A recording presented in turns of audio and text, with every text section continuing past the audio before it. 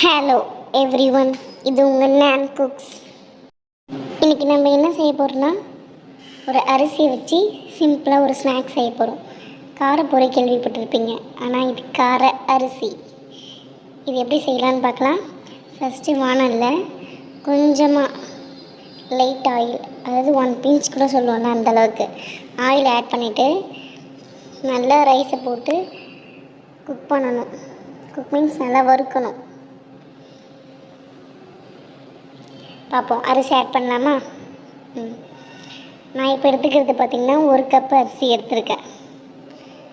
அதனால் லோ ஃப்ளேமில் வச்சுட்டு ஆர் மீடியம் ஃப்ளேம் வச்சுட்டு நல்லா ஃப்ரை பண்ணணும். அது கலர் சேஞ்ச் ஆகிற வரைக்கும் நல்லா ஃப்ரை பண்ணிட்டே இருக்கணும்.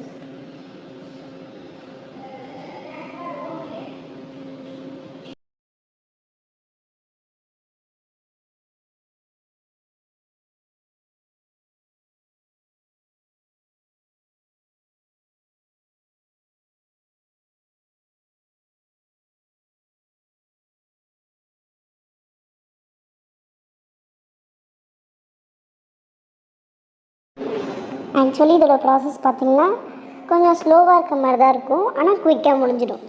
ஆனால் இதை சாப்பிடும்போது அதோடைய டேஸ்ட்டு செம்மையாக இருக்கும். கொஞ்சம் கொஞ்சமாக லோ ஃப்ளேமில் வச்சு நம்ம இப்போ என்ன பண்ணோம், சால்ட் வாட்டர் ஆட் பண்ணி அதை ஃப்ரை பண்ணிகிட்டே இருக்கணும். அது உங்களுக்கு பொரி மாதிரி நல்லா பொரிஞ்சிட்டு வரும். 1 2 அது நீங்களே பார்ப்பீங்க. லோ ஃப்ளேமில் தான் இருக்கணும் எப்பயுமே, ஹை ஃப்ளேமில் வைக்கவே கூடாது. ஹை ஃப்ளேமில் வச்சாலும் நல்லா ஃப்ரை பண்ணிகிட்டே இருக்கணும்.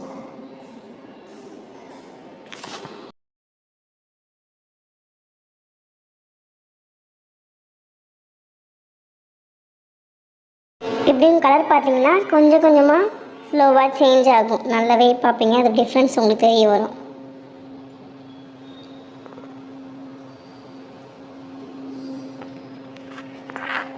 இதோடைய வேலையை கண்டினியூவாக இது கலரிட்டே தான் இருக்கணும். அப்போ தான் அது எதுவும் அடி பிடிக்காது, உங்களுக்கு அந்த தீஞ்ச ஸ்மெல் எதுவும் வராது, நல்லாயிருக்கும்.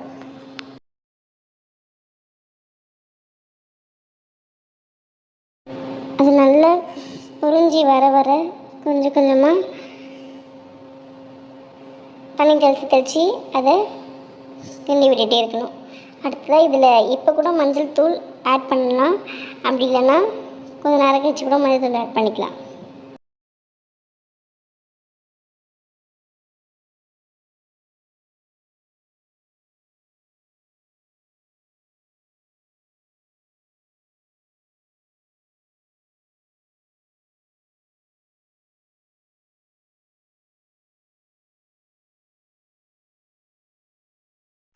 இப்போ பார்த்தீங்களா, நல்லா ஃப்ரை பண்ணோடனே அதோட கலர் சேஞ்சஸ் நீங்களே பார்க்குறீங்க. இதுக்கப்புறமா கொஞ்சம் மஞ்சள்தூள் ஆட் பண்ணிட்ட பிறகு அதோடைய டிஃப்ரென்ஸ் பாருங்கள். டேஸ்ட் என்னவோ பொரி மாதிரி தான் இருக்கும், பட் லைட்டாக டிஃப்ரெண்ட்டாக இருக்கும். குக் பண்ணிட்ட பிறகு வேறு ஒரு ட்ரான்ஸ்ஃபர் பண்ணிடணும் வேறு ஒரு பிளேட்டில். அடுத்ததாக என்னென்னா, இதுக்கான மசாலா ரெடி பண்ண போகிறோம். அதுக்கு மறுபடியும் கேஸ் ஆன் பண்ணிவிட்டு கொஞ்சமாக எண்ணெய், கடுகு, உளுத்தம் பருப்பு, காஞ்ச மிளகாய், கடலைப்பருப்பு, கருவேப்பிலை, இதை நல்லா ஃப்ரை பண்ணணும். ஆட் பண்ணுவோம். ஃபஸ்ட்டு அதுக்கு முன்னாடி ஆயில் ஆட் பண்ணிவிடுவோம். ஆயில் 3 ஸ்பூன் நான் ஆட் பண்ணேன். நீங்கள் ஒரு 1 ஸ்பூனே எனஃப் தான்.